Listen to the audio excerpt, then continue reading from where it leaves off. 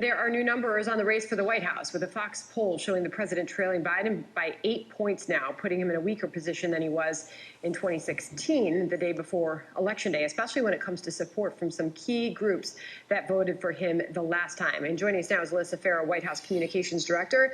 Alyssa, you can feel the energy there on the ground in North Carolina, where we should be seeing the president a short time from now. That is obviously a key state in this race. When you look at the issues on the table for this president and for American voters, and the president going up against Joe Biden, what are you hearing from inside of the White House? What message is working for President Trump? Well, good morning, Sandra, and great question. President Trump isn't taking any vote for granted, and in his 4 years in office, we've made sure to create the most inclusive economy in modern history. So what that meant, prior to the pandemic, you had record low Hispanic unemployment, record low African American unemployment, record low unemployment for those without a college degree and with one. So he's really reminding Americans, that's sort of his closing message is, I brought you the hottest economy and I'm going to do it again. I mean, there's some state-specific issues as well. You noted the Pittsburgh Post-Gazette's endorsement, which the president was very proud of. I think his stance on energy is incredibly important. That means tens of thousands of jobs for hardworking Americans that we could see disappear under another administration. His policy accomplishments are what he's running on, and I think it resonates with the hardworking people of North Carolina where he is today. He's going to protect farming jobs, agriculture jobs, as well as the energy sector. You take more from the Post-Gazette and what they said in this endorsement of the president, talking about what they acknowledge the embarrassment of millions of Americans who are disturbed by his unpresidential manners, as they write, and character, his rudeness and put-downs and bragging and bending of the truth. But it went on to point out, Alyssa, that under the president, the U.S. achieved energy independence for the first time in the lifetimes of most of us. Where would Western Pennsylvania be without the Shell petrochemical complex? It's a really interesting point, and it's a really interesting question. I just wonder if that message is resonating with American voters when you do hear from so many who did support him in 2016 that they are bothered by some of the president's messaging, tweeting. I know you've heard it before, Alyssa, but how do you address that point? No, that's a great point. I can say this, as someone who personally works with the president day in and day out, the most important thing that you see from him is he loves the American people. Maybe he is boisterous at times. Maybe he's got tweets people don't like, but he gets up every day and says, I'm going to fight for the American people. I'm going to bring down your taxes. I'm going to improve your health care. I'm going to bring down Medicare costs, a huge issue in North Carolina, in Florida. We brought down Medicare costs in some cases by more than 20%. That's money back in Americans' pockets. He is a fighter. You may not like the language sometimes, but it's because he's passionate about what he's doing for the American people. And I think that resonates. We feel the momentum on the ground. The polls got it wrong last time, and we think they're going to get it wrong again. That silent majority that came out in full force is strong once again for President Trump.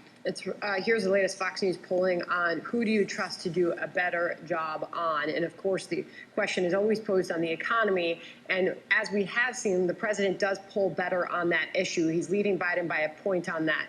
But they prefer Biden on SCOTUS nominations and coronavirus. We can talk about that in just a second. But we had Anthony Scaramucci on, who supported the president back in 2016. Just a few moments ago, we had him on. He obviously worked for a short time in the Trump White House. And he made this point on the markets and what they are predicting with a Biden victory. Listen. The market is telling you something, okay? The market is rallying off a Biden victory. The market recognizes that we have to heal the country.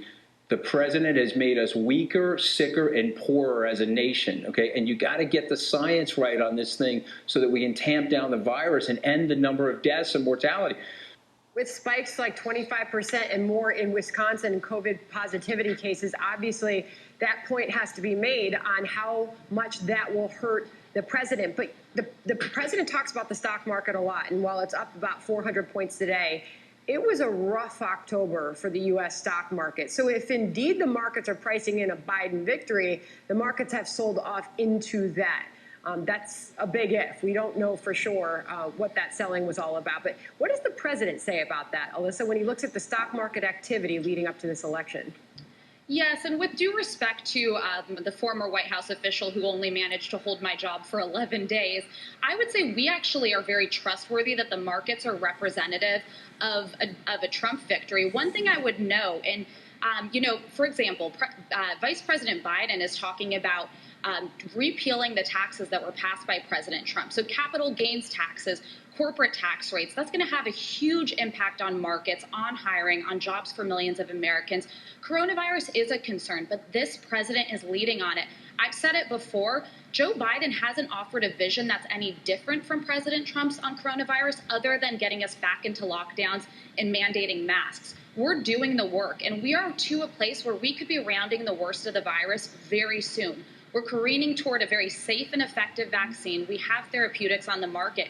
This country is going to bounce back from coronavirus, and it's precisely because of President Trump's leadership. And I think you'll see the markets reflect that. If you look at, the third quarter GDP numbers, those were huge, and that only could happen under a President Trump. Alyssa, if I could just finally just go back to something you just said, it echoes what we've heard from the president about rounding the corner. Does it help to continue with that message based on these spikes that we're seeing? And it's not just here, it's abroad as well. We're seeing these spikes in Europe. But this is Fox News polling on coronavirus and how people responded on whether it's under control here. Completely, single digits, 5% say completely. Not at all, more than 51%, Alyssa. Final thoughts.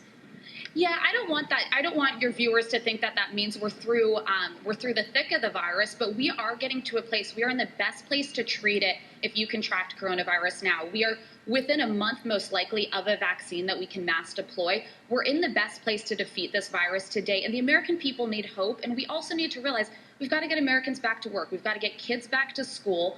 That is all conditioned on us being able to get this vaccine that the president has been working tirelessly with the FDA, with career medical professionals to race to market. Alyssa, final thoughts on election night activities, election night. What does that look like for the president, your team? How are you going to spend those hours? The president's very excited to watch election results from the White House, which only an incumbent president gets to do. He's energetic. He feels the momentum. For a lot of us, this feels very similar to 2016. The media and the polling doesn't look the direction it should, but we feel the momentum on the ground, and we know we're going to pull this off. So we're excited to watch from the White House and spend another 4 years here. All right, we are about to see the president. He will be live in North Carolina in just a few moments. We'll be watching for that. Alyssa, thank you. Thank you.